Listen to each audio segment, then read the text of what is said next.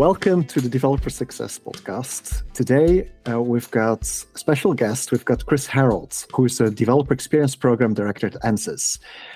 Chris has been part of the developer relations world for over a decade, working with companies large and small to establish developer programs. His career has spanned almost every facet of technology, from help desk to CTO's office, sales to product development, and many stops in between. His specialty is helping companies who have not traditionally worked with a developer audience before to navigate the often challenging transformation that accompanies them on that journey. In his spare time, he's an avid gardener, and we've been geeking out a bit about that just before. He's a world traveler, thinker and maker, author, and spends as much time outside and away from computers as possible. Welcome, Chris. Welcome to the show. Thank you, Christoph. It's really nice to be here. It's been far too long since you and I had a chance to catch up just in general, but honored to be invited to be part of the podcast as well. So thank you. I had been telling the colleagues, I really want to talk with Chris. It's been way too long. I was like, oh, we can ask Chris for a podcast interview about developer success. And that was the thing that worked faster than the other routes. Yes. But we'll also do the other routes sometime. Yes. Soon. Yeah. So Chris, what does developer success mean for you? Absolutely. So, this is obviously something that I've been thinking about in my day job, as you very kindly read, over a decade. And I think the reality of the answer to that question, and people are not going to like this, but the reality is it depends. If I was running DevRel or Dev Experience or developer advocacy at a company like Amazon, that answer is extremely different than it is where I am today at Ansys, right? I think that ultimately there's some basic commonality between those things, right? So obviously we're all doing this. We're all building these developer ecosystems and engaging developers because we want to enable them. We want to engage them in our community. We want to bring them to our tools. We want to share with them resources and knowledge, get them enabled to do the things that they want or need to do. And then we want to turn them loose and let them go forth and build and innovate. That's great. And I think that's probably one of the markers of developer success.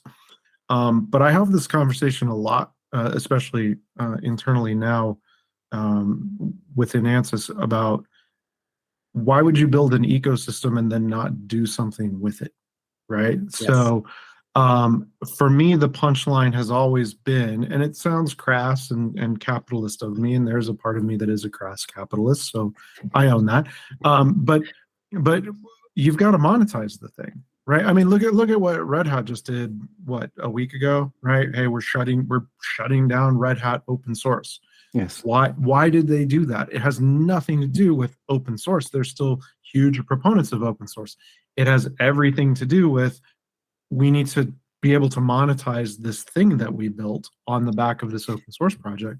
And I think that statement is fundamentally true for anybody building a developer ecosystem. You hear a lot about bring them to the community, engage them, give them the tools, and exactly your question. And so I did all that. Now what? Do I just keep doing that? What's the punchline here? And so, for us, we're thinking about, how do we develop our solutions marketplace? How do we, really take these developers that we've enabled? A lot of them are partners, a lot of them are customers, a lot of them are users, bring them together and say, hey, these are the challenges that are out there that you guys are all working on. Fix it. And then you fix it, cool. How do we offer that to other users with the same problem? And I think that has to be the end game for a successful ecosystem. Amazon, Microsoft, Apple, right?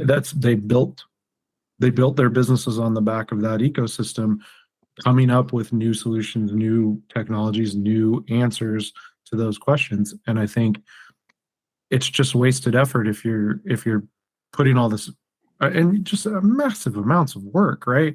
Content generation, training. We were talking when we were getting on, I was just posting a blog post and, oh, guy, I forgot to put the header image on it. Can one of the guys jump on and do that?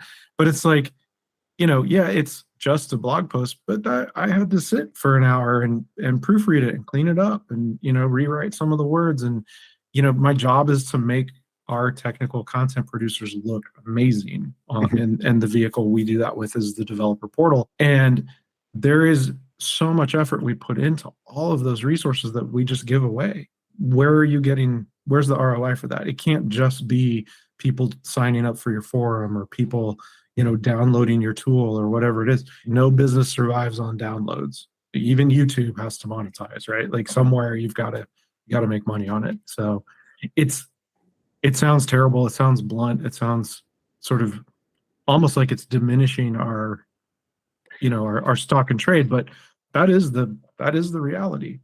Our community, in the developer relations community, there's a lot of left-leaning kind of like elements. The thing is that if there's no money being made, we all need to pay the bills. All the innovation in the world is great, but if you're not able to put food on the table at the end of the day, then you're going to have to go somewhere else. That innovation was ultimately wasted or lost in that mix. And I think there's a lot of developer experience that's funded with VC money in the hope that some big goal is going to happen. If you build it, they will come. Like how many times have I heard that? And it's like,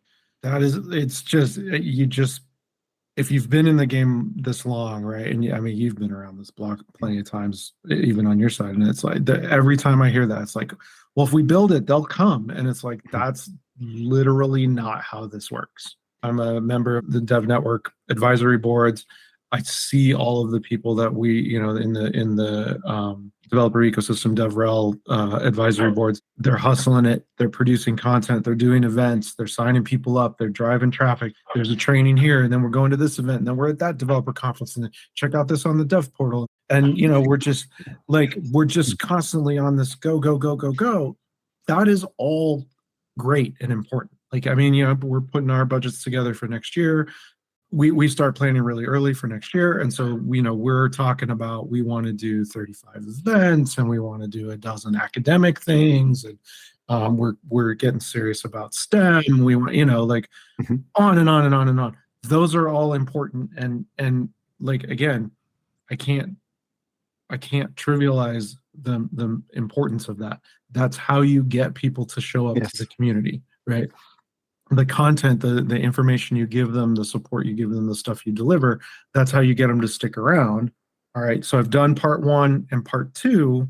Now what? Why did they come? Why did they stick around? Well, I want them to build things that make, selfishly, that make me money, right? It can make them some money too. That's cool, but it also needs to help me. And I think what's funny about that is when you look at an AWS, a Microsoft, a Google, let's pick on the obvious ones, right? They have effectively an infinite budget. They, every event under the sun, anything to do with a developer has an AWS, a Microsoft, and a Google logo on it because they have that kind of money to throw around.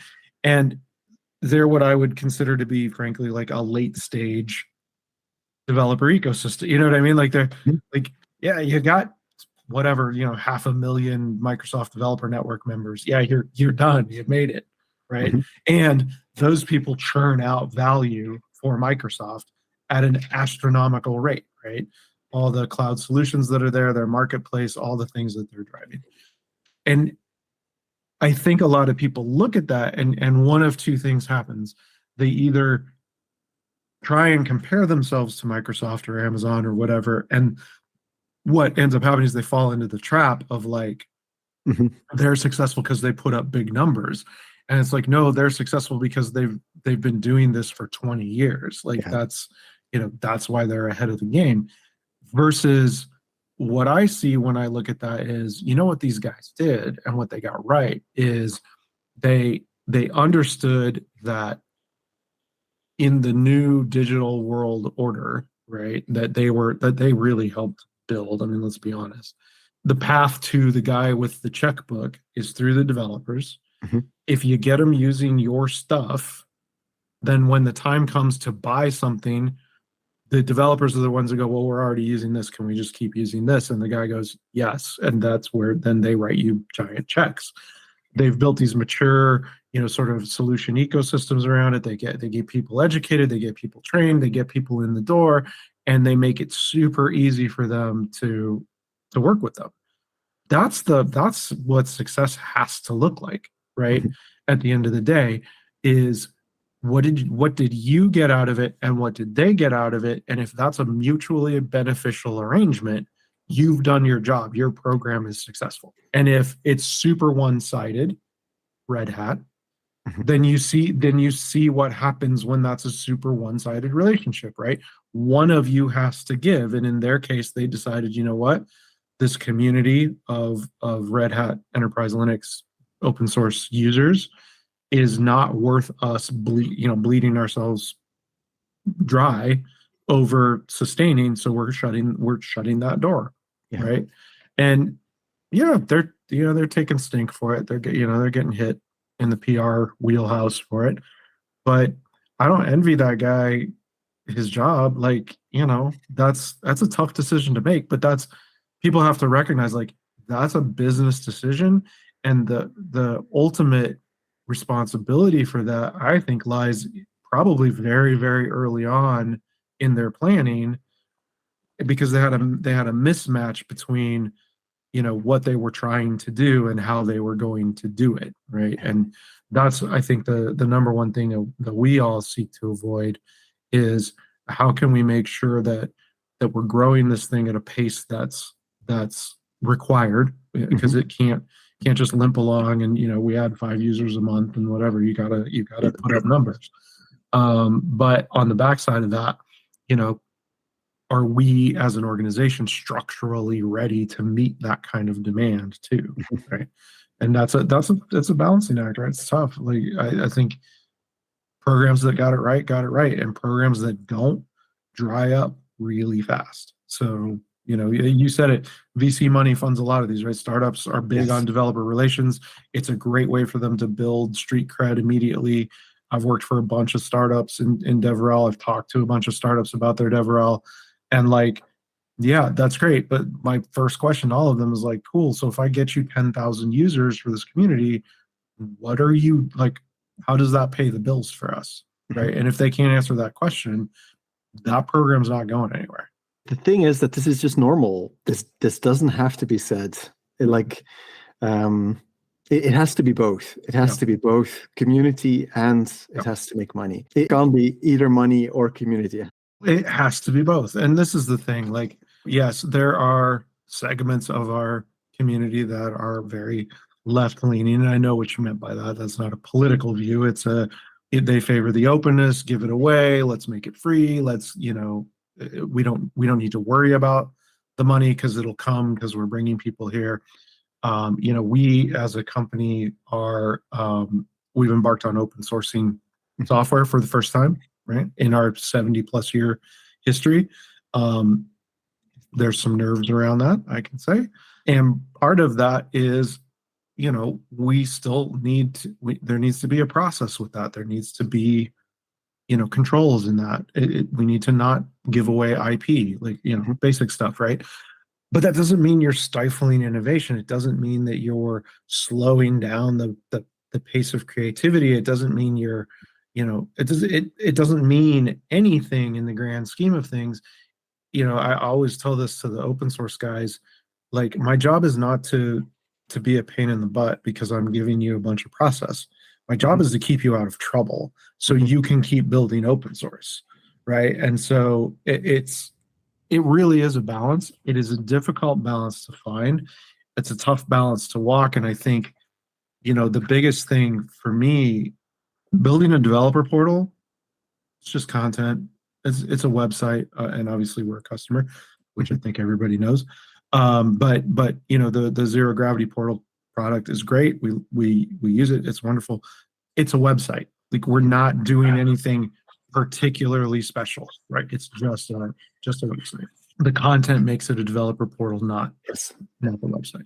If all we're doing is a website, then what's the actual meaning behind that? What's the actual focus of that? And at a company like Ansys that has been in business since the 70s, 50 years, and we have people, well, we don't have people that have been here since the beginning, but pretty close. We make a product that's very rigid. The product isn't rigid, but it's math, it's physics. It is what it is, right? Immutable laws of science. The end. We're very much this sort of anachronism in this we're this archaic thing in this new digital technology world, right? And finding a balance between that isn't about building a website and having a forum and doing community events and all. Those are all important ways to introduce that you've done this. The bigger challenge, and this is the thing, that it's the cultural change that has to go along with this. A developer mindset does not happen overnight. And even, because we've grown through acquisition, we've acquired a number of different organizations and companies even since I started a couple of years ago. We've bought, I don't know, 10 or 11 companies. Even the companies that we've bought that are next gen, new school, whatever you want to call them. We bought a cloud platform company. It's still not a developer centric mindset, right? They have developers. Those developers know what they're doing. Absolutely. They're great at building cloud platform, but like a developer mindset is not something that happens overnight. It takes a lot of time to instill in people. You have to build trust. They have to know that you're going to keep showing up for them day after day. Because at the end of the day, our consumer, if you will, is the guy who doesn't work for us or the gal who doesn't work for us. But the producer is us, and our job is to make them look good. And we're basically, we're giving them more work to do. And so the cultural change of thinking about consumption, hey, the person who rocks up and looks at this doc is going to have no idea what fluid dynamics is. So you're going to have to explain that before you get into, and here's how you simulate fluids moving through a pipe or something like that, right? It's staggering when you start to peel back the layers of that in organizations like Ansys or others that I've worked with in the past. It's why I've made that kind of my niche. The reality is, if I wanted to go run DevRel at Amazon or Google or something like that, I would be inheriting a fully matured program with, well-defined structure. Everybody at those companies already has the developer first mindset in mind. It's been instilled in them over the decades, truly decades that they've been, building in this way.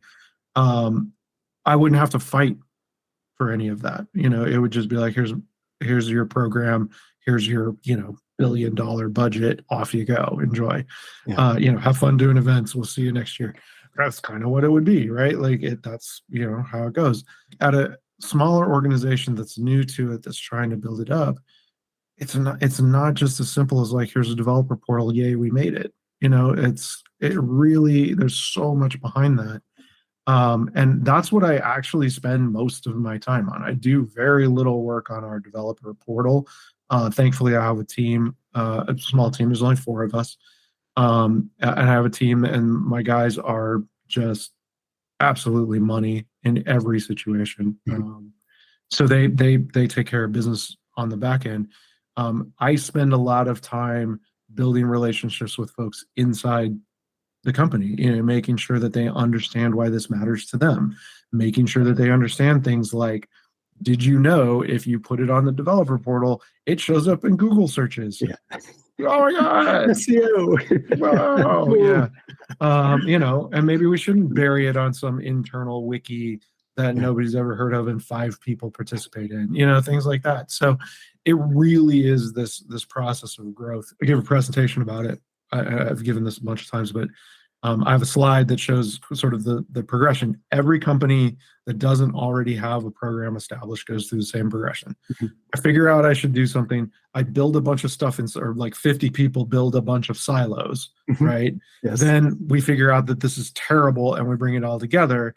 And then at any one of those points, we can just collapse into a black hole and the program dies. Yeah. But hopefully you get to that other end and you just become that continuous sort of information cycle.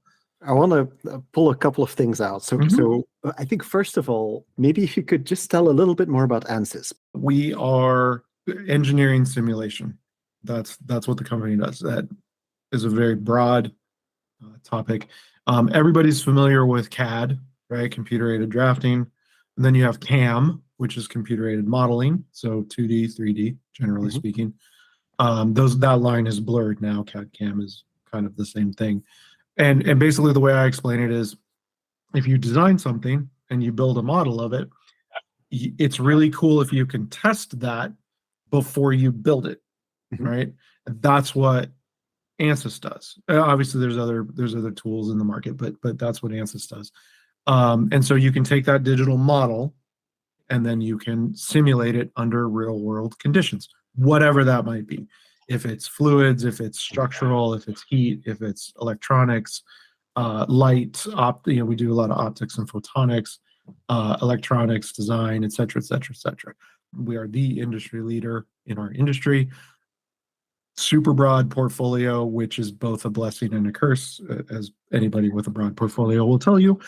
And in our case, our focus is we're at a point as a company where our customers and new customers that are interested in us are increasingly doing what we call multi-physics. Right? So nobody wants to just simulate a beam, or a flat plane, right?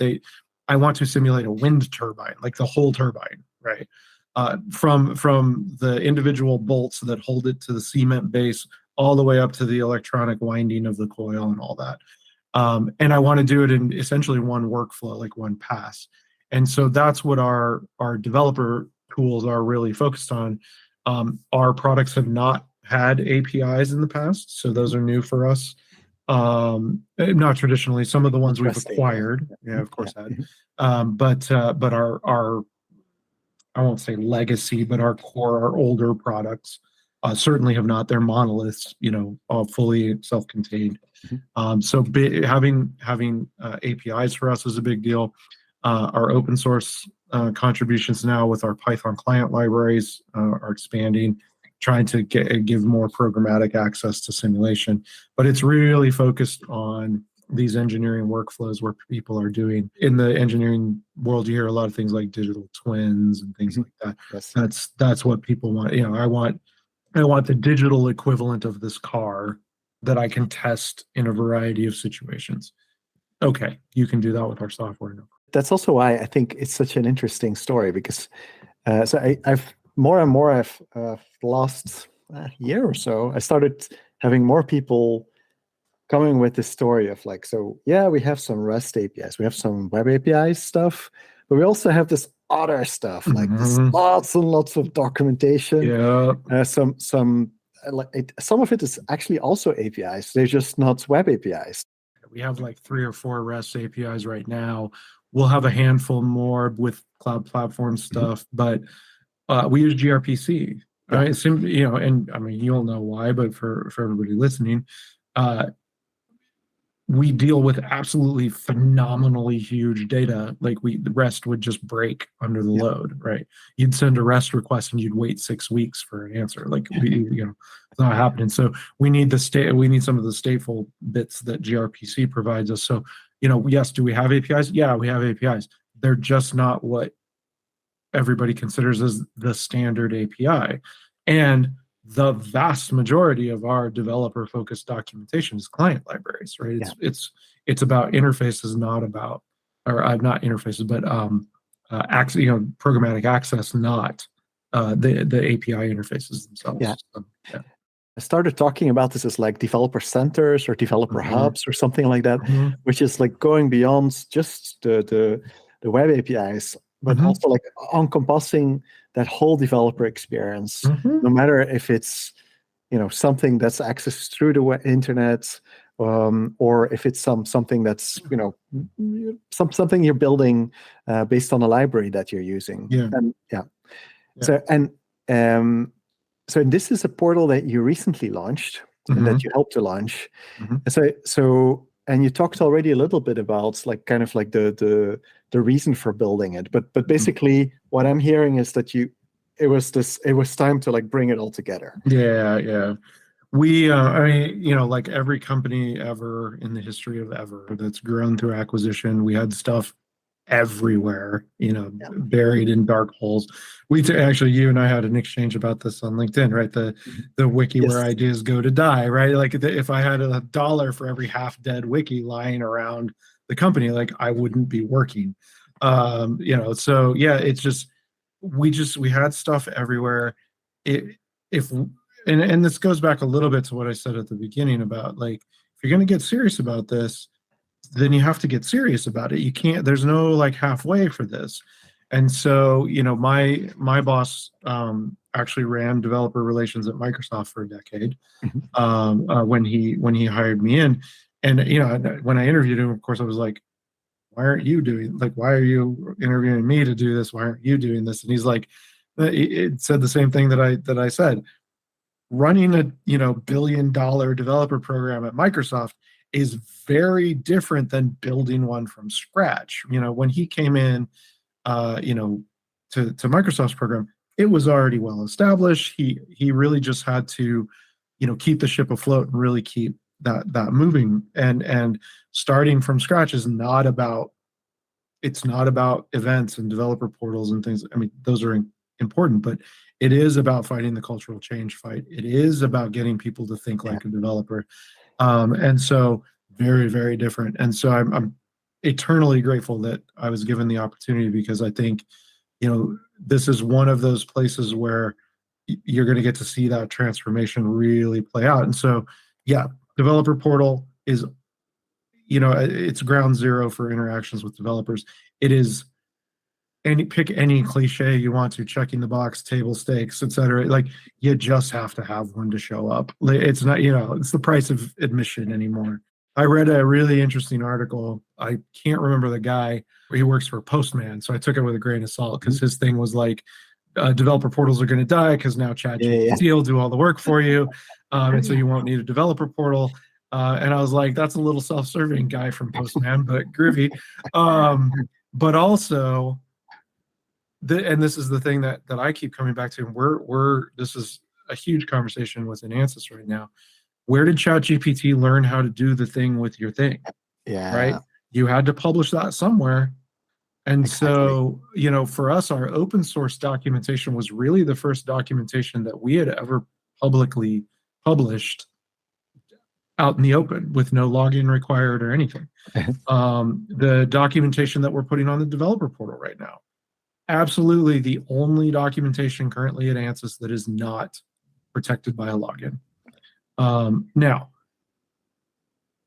we're obviously, for what we do, engineering simulation, you can simulate a lot of things. I don't need to spell that out. We are subject to extremely rigorous export compliance restrictions, extremely rigorous ITAR compliance, and we obviously work with a number of contractors who do service for the government. So we are extremely conscious of that and respectful of that. By the same token, we have to be in the market. We have to compete, and so really making that change is a big step for us. But if you don't have a developer portal, where are you going to put that in your help docs? No developer is going to find it there. It's not where they go to look, and so we're taking these steps kind of all around the edges of this, really, sharpening the focus of what this program is going to look like in the end. And just having a documentation portal that we can work with. And obviously, I'm going to sound like you totally paid me to plug this, and I will expect a check from you later. But your team obviously has been great helping us work through building custom importers and things like that, because we don't have your product is great for REST APIs or basic APIs. We have 3 of those, but we have a million pages of not REST API documentation. So it's having that and being able to work to automate that import. We as a company are moving to GitHub a lot. one of the next things we're looking at working on is natively exposing Markdown out of GitHub through the developer portal. It's all these kind of changes that boost our agility, that boost our responsiveness to the community, and all of those things. And thinking about what the guy from Postman said about the Chat GPT, it's like it's got to learn that stuff from somewhere. And wouldn't you rather that somewhere was you versus somebody else, right? And being the custodian of your own information isn't less important in the post-GPT era. It's probably twice as important now. Yes. Right. And so that's the thing for me when I look at it. I'm like, the only thing that this should tell you is it's 1,000 times more important that you're publishing everything you can as publicly as possible, as often as possible. Yeah. Right. It's how people are going to learn, because and companies keep saying like, oh, we're going to have a Chat GPT chatbot, and we're going to do this and we're going to do that, and like that's good. That's important. I'm not trivializing that. That's fine. We're looking at that. We want to have code completion and stuff embedded in the portal at some point. And these are great pie in the sky, wonderful things. Somebody still has to find your stuff and your portal and know that it solves the problem that they have before they will come to your website and use your Chat GPT instance and do the thing with your thing. And like the whole like hyperbolistic nonsense about like, oh, Google, this is the Google killer. No, because you still need to find out the thing that you want to do and does it solve my problem. And then I go to Chat GPT and I say, now write me the code to do this thing with this software that I found, via regular search. I can't emphasize to people enough. Yes, these generative AI models that are, well, it's really machine learning models, but whatever, that's splitting hairs. These generative models, these large language models, whatever, they are super important. They're going to be a game changer for a lot of things that we do now in our field, in our neck of the woods, in our industry, but also just generically, right? I mean, they're cool. They work pretty good. I was goofing with one this morning for some stuff I needed to do. Sometimes if I just got to write some marketing copy, I'll just ask Chat GPT to do it because it's good. It's great at generating simple Python code, for example. That's great. But like it learned that somewhere. And if you want your stuff to be included in what it knows, having that stuff published, good examples that you curate, that you manage, that are technically correct, that means more than it ever has, right? And I would argue even more so the importance of the volume of information. It's not about just throwing crap out there, right? You can't just throw a bunch of garbage out there and hope for the best. But high quality examples, high quality use cases, high quality code snippets and guidance and things like that, they're so much more meaningful in the post-GPT era than they've ever been before. Yeah, developer portal, that's the ground zero for that. And the forums and the ability for your community to engage with each other, it's also it's even more important, right? I'm writing this code and it's not working. Yeah, did Chat GPT generate that for you? Because it clearly didn't know what it was talking about. This is completely wrong, and you need to change this and you need to do that. Those are only going to get more important. I think you touched on something interesting. The thing about well, you said that in your comments on LinkedIn, the wikis where how did you say it? Where content goes to die, or yeah. So all these internal wikis that people want to stand up, and people want to stand up internal websites because, and this is the thing that it's infuriating, and I hear it a lot, and I've heard it at every place I've ever worked. Right?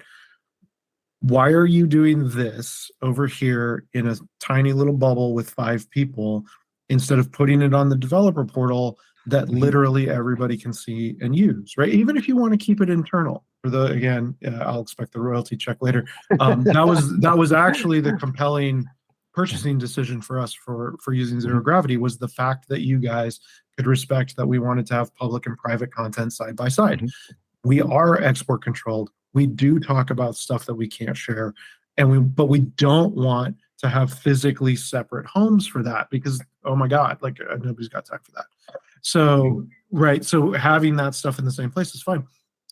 And the answer I always get back from everybody is, well, I can't edit it directly, so I just put it in GitHub and use GitHub Pages.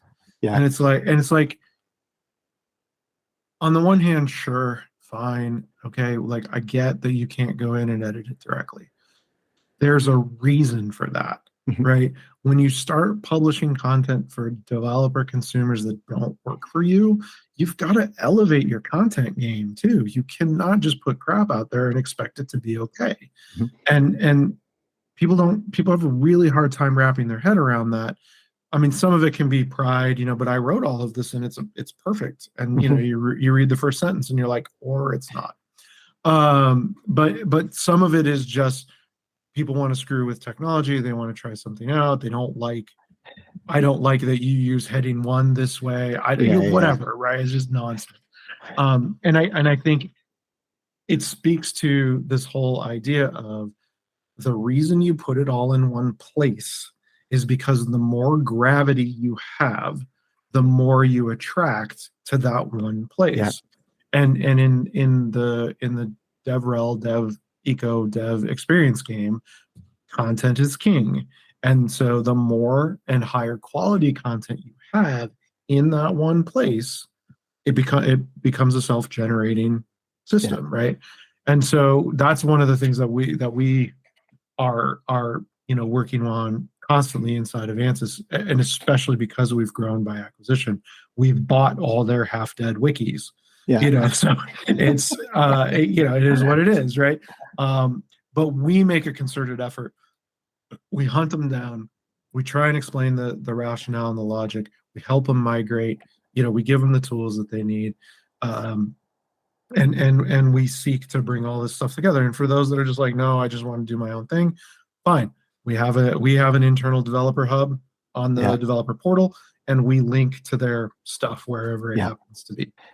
So at least it shows up. At least you can find it. We launched our developer experience, so our portal and forum together. For those listening, we use vanilla forums alongside our zero gravity developer portal, both for the same reason, because of the public-private thing. That was actually the buying decision for both. And we, of course, started with 4 users because it was the 4 of us on our team. We have just under 1,100 users now that are registered users, which doesn't sound like a lot in 6 months, but we've not done a lot of advertising. We had some fits and starts. I mean, our original plan sort of got sidetracked, and we spent a few months kind of faffing around trying to figure out what we were doing. And so realistically, we've tacked on about 1,000 users in, call it 4 or 5 months tops. I guess it's almost July now, so it'd be about 5 months. But our largest internal site doesn't even have 1,000. So it's people are getting it. People understand that this is where the gravity is going to be or is moving to. It just takes time. And I would tell anybody listening, like, this is the Developer Success Podcast.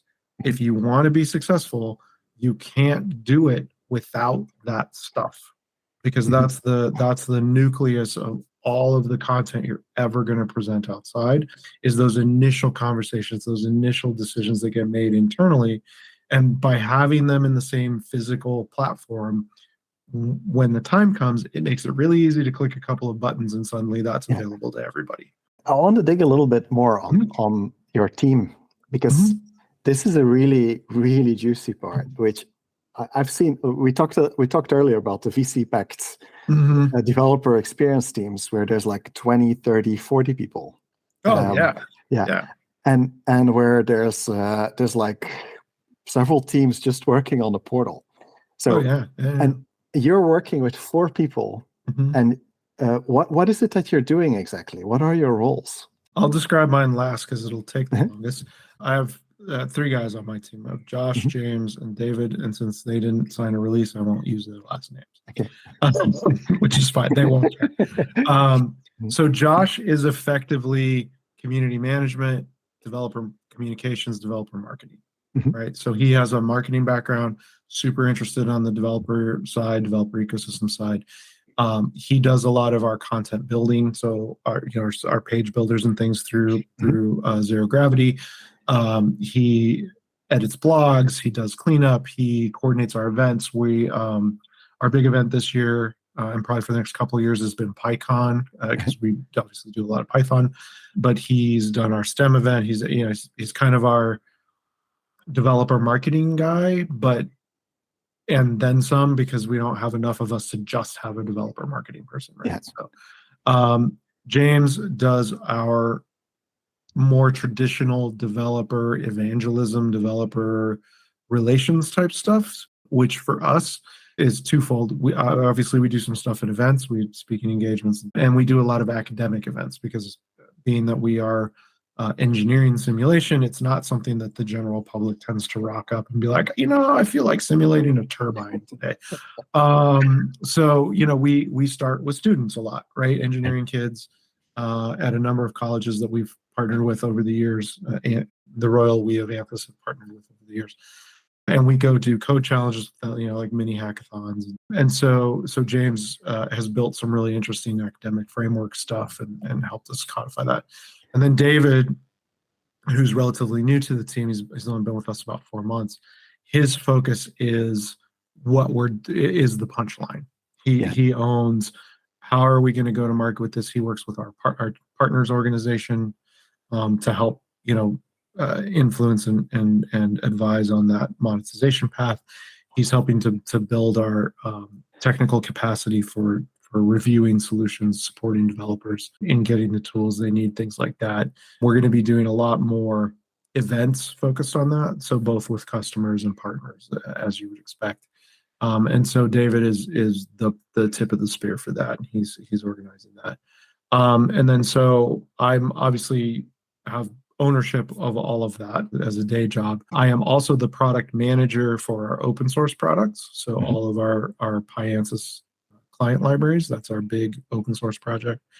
And then I am the product manager for APIs. I don't know how I ended up being the product manager for those, but here we are.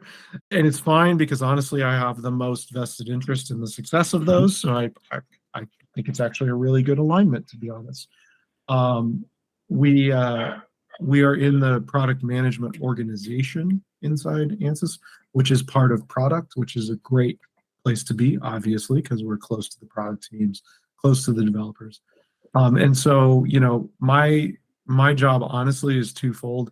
I set the direction, set the guidance for the program itself, where we're trying to go, what do we think we're trying to hit, obviously with impact from the team, and making sure I don't write numbers down on PowerPoints that give them heart attacks, things like that.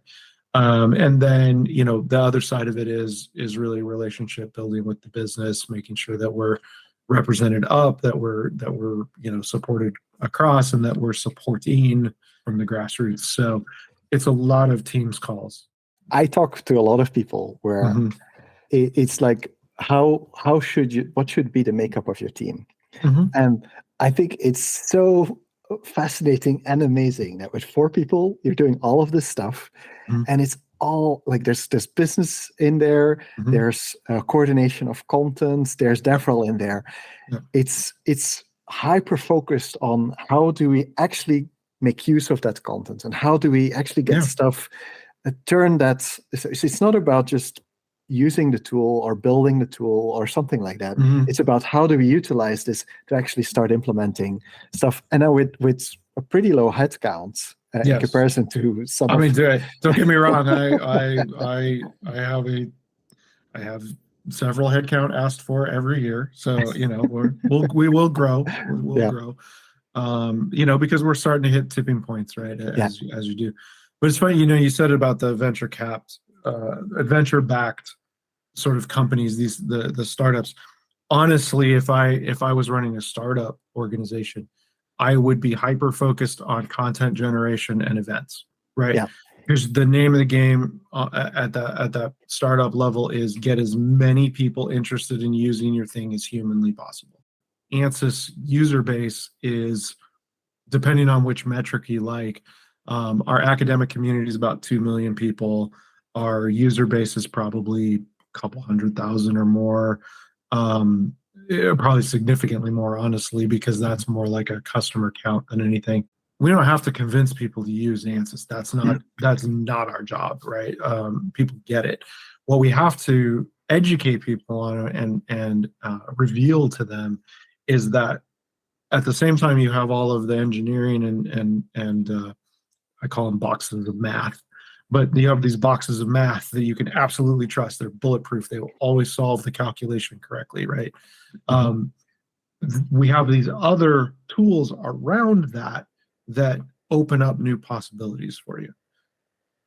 It's like being in a startup inside a company in a lot of ways, but the focus is very, very different. And I think this is the interesting thing about running developer programs in really long tail companies. The company I left, they'd been around for 50 plus years, but developers were very new to them, especially in fintech.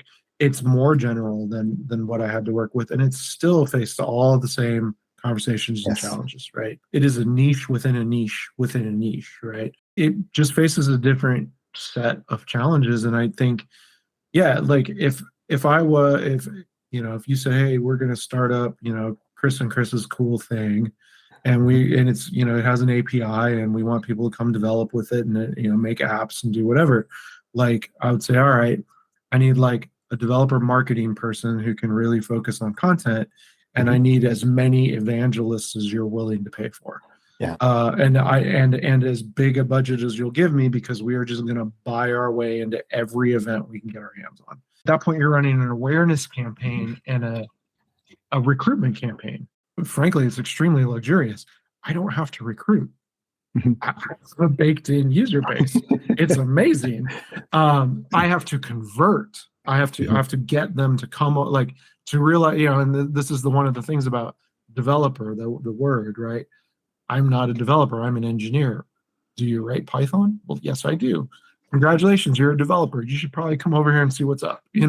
Like it is a completely different conversation with the same end, right? Get people to the ecosystem, get them educated, get them using the tools, and move that process forward. But it's and I've like I said, I've built both. I've done both. It's just different when you're working in an established, essentially user base, than you would from a pure startup perspective. Yeah. So, yeah. But there's a lot of companies like that out there. Yeah, I was talking with some people from the semiconductor industry. This is very, very similar. Totally. Lots of different things that already exist. A lot of mergers and acquisitions and so on and so on. This isn't a unique story, right? Everybody goes through this, and I think, the thing that I value about this gig and about developer ecosystems in general, like, there are many days where I wake up and I'm like, I don't want to do this anymore, because sometimes it's just a fight, right? It's not an opportunity, it's not a challenge, it's just a fight. It's a fight to get people to accept that this is important. It's a fight to get people to see the value in it, because a lot of people look at it and it's like, well, we checked the box. We have a developer portal. We're good now. And it's like, no, like, you don't understand. You have to keep investing, or it just collapses on itself and dies. It becomes another dead wiki. It's just a very public dead wiki at that point. Yes. There are many days where I'm just like, I should go back to just doing program management or something else. I'll go be a farmer. But I'm super passionate about this space, in part because I've experienced it from the big company perspective, having been at IBM, having seen what Microsoft does. I know and respect the hell out of a lot of their advocates. They're amazing people and they do amazing work. But also, to a certain extent, in spite of that, I think one of them coming to a company like Ansys, they would have a very hard time with that. It just takes a different set of skills, but the value is not any lower to having that developer ecosystem as part of your organization. And so I talk at conferences and all that kind of stuff all the time. The thing I always leave people with is like, it's like investing, or it's like changing that habit, or writing the book you want to write, or whatever it is. Like, the best time to start your developer ecosystem is now, right? Or, well, the best time to start it was 5 years ago. Yeah. The second best time is now. I think if you do anything in relating to technology and software, there is potential for you to have a developer ecosystem. But if, like I said right at the beginning, but don't, this, if you build it, they will come sort of thing, that never works, right? Well, it works exactly 5 times. Amazon, Google, Microsoft, Oracle, and IBM, right? Because they have a general purpose cloud computing platform. So those 5 people get to just build stuff and people will show up and use it. But if your company makes software for, monitoring temperatures or something, like, your developer community may be fairly small, but the solutions that come out of it might actually be really impactful for you. So make sure that you're bringing those 2 things together. And that's the biggest thing about these ecosystems and building these developer experiences and stuff, is the impact they have on the company. It's not that hockey stick thing where, like, suddenly you have 50,000 people in your community or whatever. It's a slower burn, but the impact is significantly higher. It's also a hedge for the future, because Yeah. like, by opening up a platform that allows other people to build stuff on top of what you're doing, you also get a first view on what people are building, and maybe you want to buy some of that before they replace really you. great way to identify acquisition targets. Yeah, exactly. Yeah. Well, and this is the thing we talk about internally all the time, and I'm not saying anything that's secret. There is no possible way for us, for the 6,000 people at plus or minus at Ansys now, to build every possible solution that could be needed for every customer to solve their engineering challenge. Like, that's not a negative statement. Like, I'm not saying that it's because we're bad. I'm saying because literally there aren't enough of us, right? That is a number that approaches infinity, and we are limited to 6,000.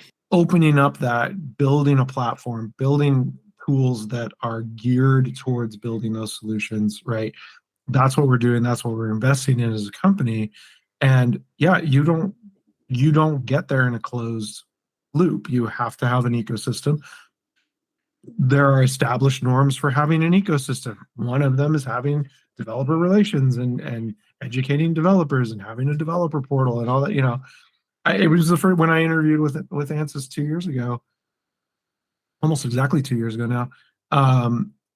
First thing I did, developer.ansys.com. Didn't exist. All right, ansys.com/developer. Nope. So, like, I mean, when they said starting from scratch, they weren't kidding. So yeah, it's it's table stakes. Like, it's the price of admission anymore. And I think that's what gets me out of bed in the morning, is like knowing that, yeah, okay, I'm not going to see it today. I'm not going to click on Hotjar and see that our session count, tripled overnight. And I'm not going to see that, we've suddenly got 50,000 registered users in the forum. I'll see that in 5 years when I look back on it, right? But I will know the transformation that we're going through, and the impact of just having this, and the change that's going on inside the company. That's going to pay dividends for Ansys for decades. Yeah. It's the socio-technical thing. It's not just the technology. It's also what you're doing and what you're doing with your team, and all that important work that is causing that transformation. The tool's just a tool. Like, I mean, come on, right? It's Python client libraries, it's APIs. We're not, like, genuinely, we're not curing cancer. It's, we're using common developer tools to do common developer things. But man, the way that you can apply those is impactful. And if you, as the consumer of my tools and knowledge, build something impactful that really makes a difference for you, I've done my job, right? And I win as well, because you keep paying for my software. And so that's, I mean, like I said, like, there's a crass capitalist element to that statement, but, like, it turns out I like eating and having a house. It would be great if we could make a couple of bucks off of this too.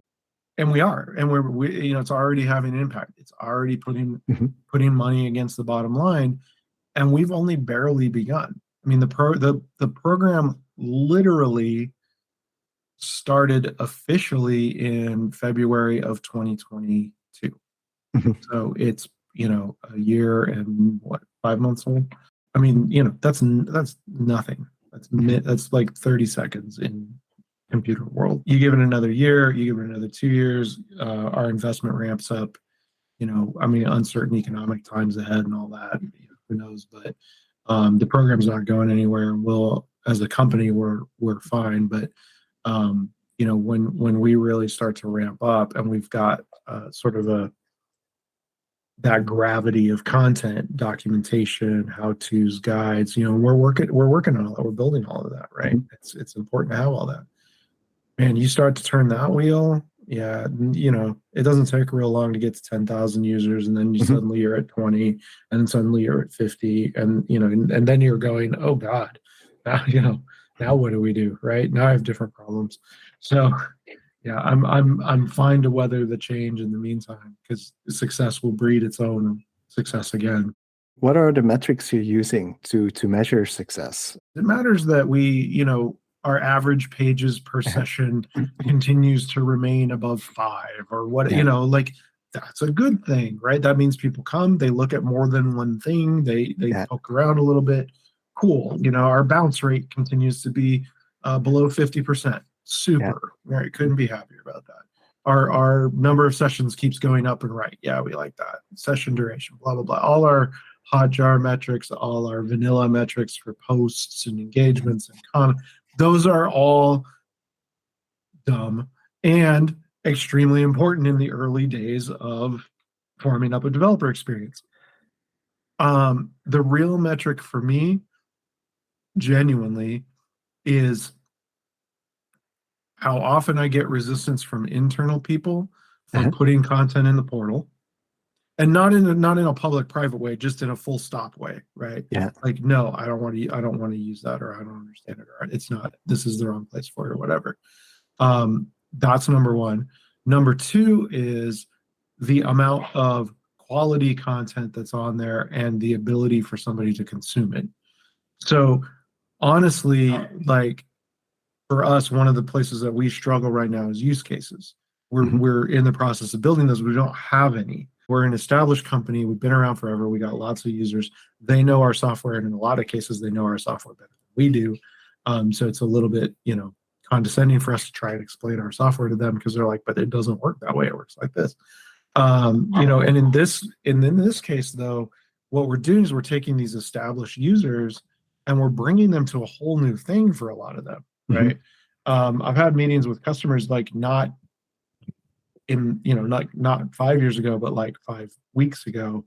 And they're like, yeah, we just started using GitHub. Like we've never used it before. Right. And it's like, you just started using GitHub. Like like you develop software, like professional, like what? Yeah. So it's, this is a new thing for everybody involved in this equation. And it's really important for us to have those types of pieces of content that essentially take a novice developer who's an expert engineer and show them why they'd want to do the thing. Have you thought of doing like a community-led use case program? Yes, and we actually have teams internally that are dedicated to using our tools in the field. So we kind of have an advantage in that. And we have done some of that. One of the first things that I did when I came on board was run our internal hackathon, which we've done annually. We had 120 participants the first year. We had 350 this year. I'd be real surprised if we don't break 500 2024. And one of the things that we've started doing is what we call like sponsored challenges. And one of the ones that we're going to do, I haven't told the team this yet. So James, if you're listening, you need to write this down. One of the ones we're going to do this year is the use case challenge. Awesome. And basically it's super easy. You want to win, create the most good quality use cases in this template for everything you can think of that developers would be interested in, and whoever turns in the most at the end of the hackathon wins. Honestly, somebody should do that one, because it's going to be super easy to win. But yeah, community events are something that is super important. We are also going to be doing like user level events, right? So inviting our existing users, exposing them to the new technology. We get lots of questions about it. We get people asking, we get people interested. So it's a logical thing to do, and community events should be in every repertoire for anybody doing DevRel. I was also told to ask you about citizen simulators. Can you tell me a little bit more about this? Companies that are doing simulation have an equivalent me or an equivalent you for developer experience, right? Somebody who's been around the block, knows what they're doing, knows the ins and outs, eats, sleeps, drinks it. They have that guy for fluid dynamics, right? 3 PhDs, knows has learned and forgotten more than I will ever know about fluid dynamics. He just knows everything, but they have one of them. And it's like the old data science nuclear arms race for data scientists, right? Yeah. It's the same trying to get these guys because there's not that many of them, and they're in high demand, right? So when you do get one, that guy becomes, like, unfortunately, the linchpin of your entire organization. What we mean by citizen simulators is taking the nugget that is that person's knowledge and encoding it into a workflow that a designer who knows nothing about physics, is too strong, who doesn't know a lot about the physics, knows the basics, understands what's going to happen, can submit their model to the workflow and have it simulated by the workflow automatically, so that this person is now essentially coded into the system. When you do that, you can allow less skilled engineers to do the level of output that crazy high skilled engineer did, but you can do it across the board. And so it's just like what we used to talk about it, because my background, I didn't mention it, but I came out of data science and analytics, so I did data science work for a long time, and it was citizen data scientists, and we were democratizing data science, and it was all the same buzzwords, and it's the same in our industry where we're democratizing simulation and citizen simulators and stuff. But it means exactly the same thing. We're taking the really smart guy, coding his knowledge into the system, and then making it so anybody can rock up and use it. And get meaningful results out of it. And so that's really what our ecosystem of tools is actually predicated on. Because if we don't have those, then you can't build those complex workflows, because you end up doing what for the previous 50 odd years customers have been doing, which is exchanging data in spreadsheets, and I finished the stress analysis. Now you can do the thermal analysis. Here's my results. And then you can get Bob's, it's like, a simulation would, like doing a complex simulation, multi-physics, it would take you weeks. I mean, the knock-on impact for that is insane, right? Forget AI, ML assisted simulation, because you can't generate enough simulation data to train models on fast enough. Having citizen simulators goes right out the window because they don't know what they're looking at. They can't interpret the results. And so, opening this up, programmatic simulation, all of these things, magically, AI ML assisted simulation becomes possible, because now it doesn't take you a week to do one simulation. You're doing 100,000 simulations a day. That's how you train machine learning models. It's not with the one good simulation. It's with the 999,000 bad ones and the one good one, right? So, and we're seeing that. We're seeing that in customers already, and that's only going to grow. But the citizen simulator thing that's what it's describing, right? Opening access to simulation for more and more people. Now, there is a far future state, right? And by far future, I mean longer than it's going to take us to record this podcast. It's sometime down the road. I don't know. 10 years, 20 years. I really don't know. It's going to take a lot of technology advancements, a lot of product advancements from us, a lot of features we don't have right now that we're building. There's a lot of changes that needs to happen. But is it possible for any one of us to rock up and do a simulation? Yeah, that probably exists at some point, right? Somebody will build an app to do a fluid simulation in a pipe, and you and I will use it to simulate our garden flow. Like a swimming pond or something. Yeah, or whatever it is, right? Yeah, yes. Yeah, does that exist? Yeah, that probably exists. Does it exist tomorrow? I mean, Maybe, but the person that's going to have to build that already has to know everything about simulating it today, right? In the far future state, not only will they be able to build it quickly and easily, right? They won't have to understand the physics behind it. They just have to know, I want to see how this is going to interact with this, right? And I think that's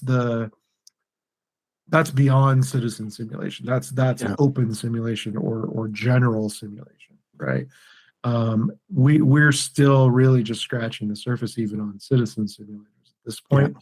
But yeah, that's where the industry needs to go. It's tough, right? We're aging out. Engineers are aging out. There's graduation rates for engineers are not growing. So it's hard to replace that knowledge, and we got to capture it and keep it usable. This has been a whirlwind. We've got a whole lot of directions here, Chris. What are the highlights that you want people to take away from this conversation? I think the biggest one for me, I do a lot of mentoring, I do a lot of coaching. I am very big on helping others be successful. For me, like the highlight for folks is like, yeah, there's value in the program that you're trying to build. And like I said, some days it's a fight. Some days it's not an opportunity. It's not a challenge. It's just a fight.